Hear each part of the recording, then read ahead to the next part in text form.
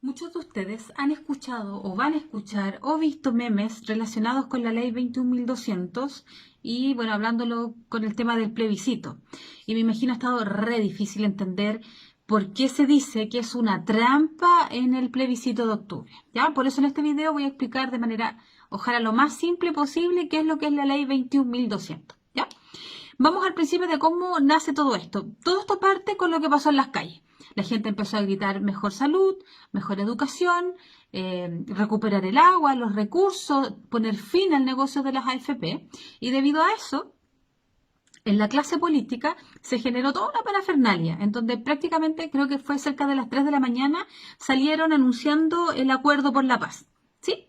Entonces, cuando sale este acuerdo por la paz, se supone que estaban dando atención o con esto estaban escuchando lo que la gente pidió en las calles. Era para solucionar eso, hablando de una nueva constitución, para poder, lo que la gente pidió en las calles, poder obtener aquello.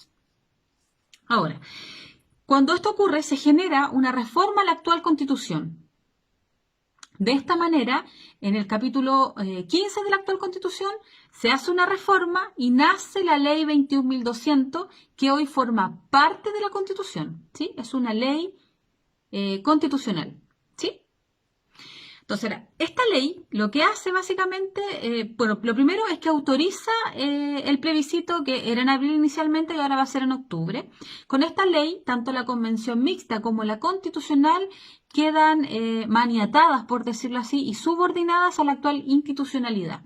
¿Ya? Mira, esta ley básicamente lo regla todo.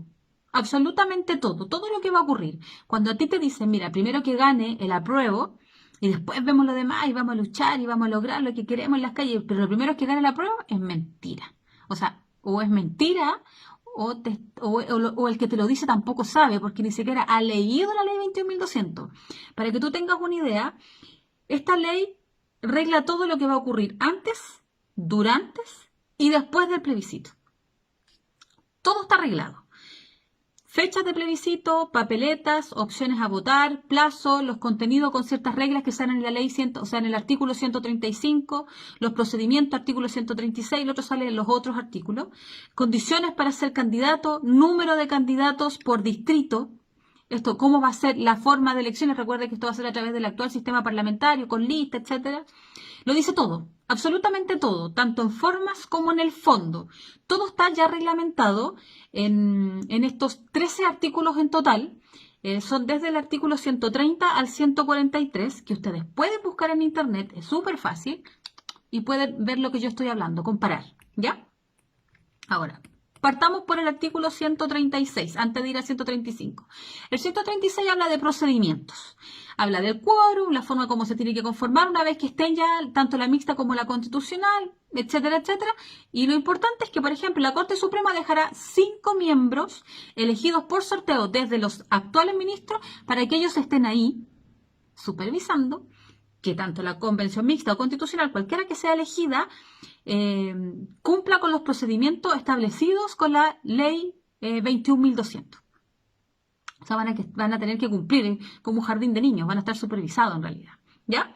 Ahora, cuando nos vamos al artículo 135, pero antes del artículo 135, el hecho del quórum de 2/3 igual es un tema. Cuando a ti te dicen, no importa, si no llegan a quórum, porque obviamente cuando hablamos de un quórum de 2/3 basta con que unos poquitos de derecha o levantado por independientes desde del mundo empresarial que los levanten para que entren ahí a defender sus intereses, basta con que unos poquitos digan que no. Recuerda que el 2/3 no es menor, es súper difícil llegar a los 2/3. Entonces, tanto la derecha como la izquierda hasta ahora han trabajado para el empresariado, entonces basta con que entren unos cuantos de estos partidos políticos para que ellos ya puedan poner tope o trabas los 2/3. Entonces, cuando algo no queda en la Constitución, supongamos que no puedan recuperar o renacionalizar el cobre, por ejemplo, no queda.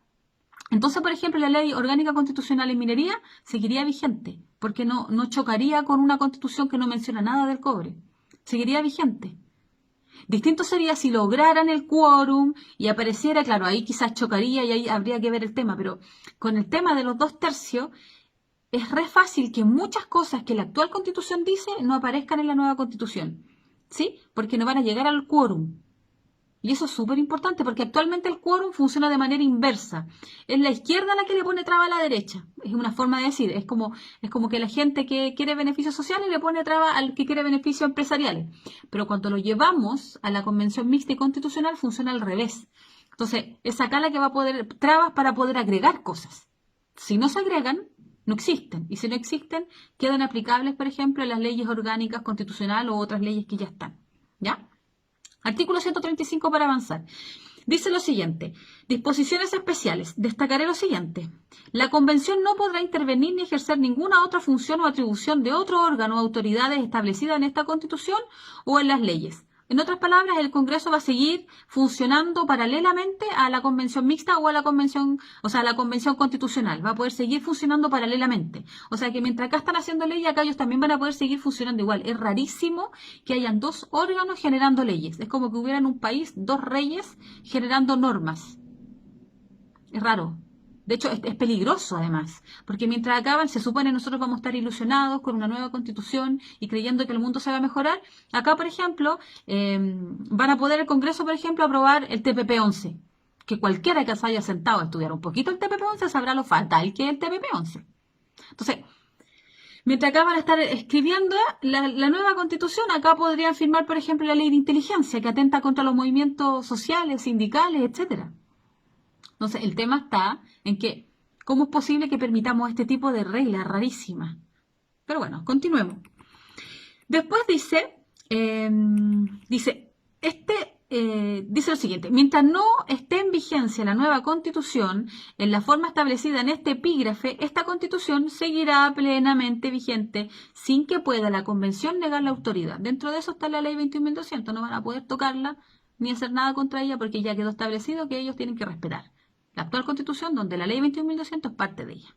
¿Ya? Más abajo dice, le queda prohibido a la Convención o a cualquiera de sus integrantes o a una fracción de ellos atribuirse el ejercicio de la soberanía asumiendo otras atribuciones que las expresamente le reconoce en esta Constitución.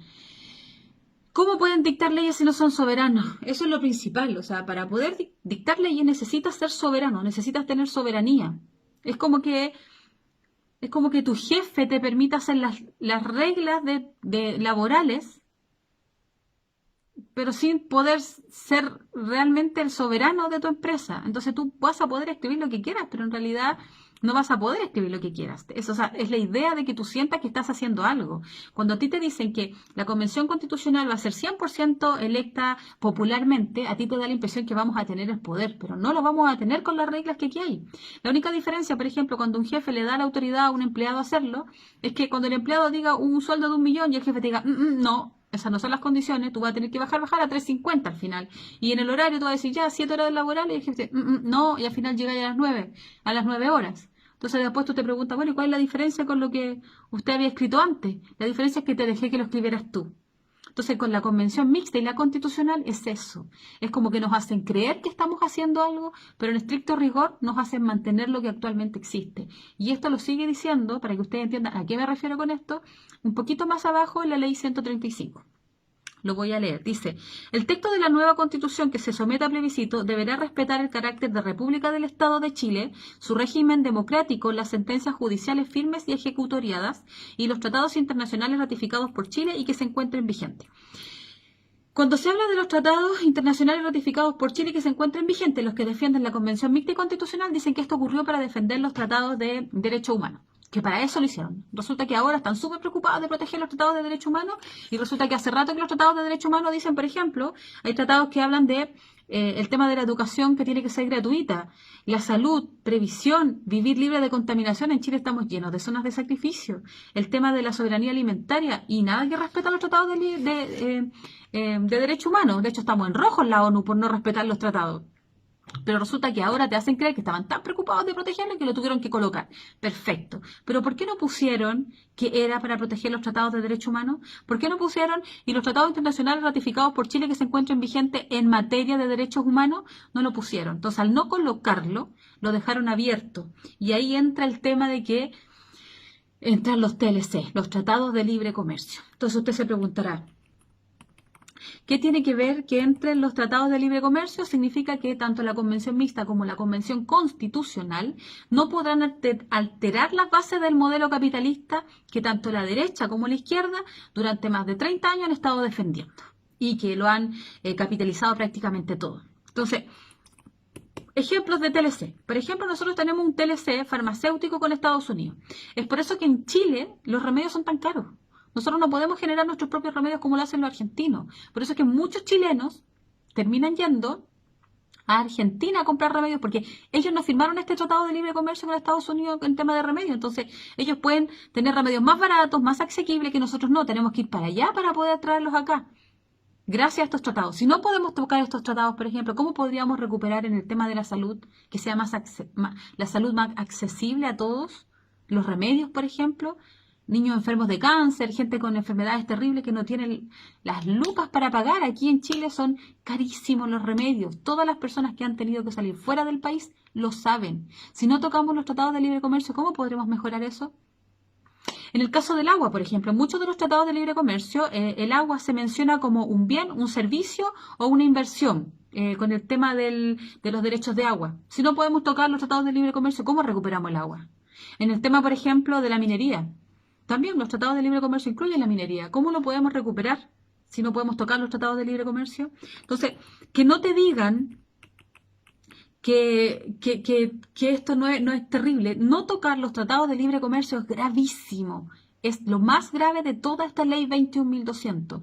El quórum y esto es gravísimo. Que no sea soberana es gravísimo. Que tenga que estar bajo vigilancia es gravísimo. Que no tenga derecho a tomar sus propias decisiones es gravísimo, porque está todo estipulado. ¿Sí? Entonces, una asamblea constituyente, a diferencia, es soberana, no está sometida a las leyes que genere la clase política. Una asamblea constituyente que es creada bajo el poder constituyente originario puede tocar los TLC, puede tocar incluso las leyes orgánicas constitucionales, puede de verdad generar los cambios que se gritaron en las calles. De verdad, y tú tienes esperanza de cambio, pero una convención constitucional y una convención mixta constitucional, la verdad es que está así. Así, no puede hacer nada. Y lo que va a hacer es como el ejemplo que te di del trabajador. Lo vamos a escribir nosotros, pero va a ser lo mismo o peor que lo que tenemos. La diferencia es que lo firmamos. Ellos tienen claro el resultado, saben que va a ganar. El apruebo CC, lo saben porque ya los tienen a todos engañados. Entonces, deja de creerle a la estrella, al más famoso, al que te dice, no, esto al eslogan. Tú llevas años creyéndole al eslogan, años creyéndole a los famosos. Votaste por Bachelet, votaste por Frei, votaste por Lagos, Piñera. Le creíste a los famosos. Muchos de ellos ni saben lo que están diciendo, ni siquiera se han sentado a leer esta ley. Otros son parte del tema del negocio, entonces... Si vas a tomar una decisión con respecto a este plebiscito, que sea informado, porque tú lo leíste, porque lo buscaste, porque te informaste, y no porque el eslogan más bonito, porque un famoso te lo dijo. Este plebiscito te tienes que enterar de qué se trata y tomar una decisión en base a lo que se estudió, en base a esta ley, y que no te sigan metiendo el dedo en la boca. Toda la información está al alcance de un clic.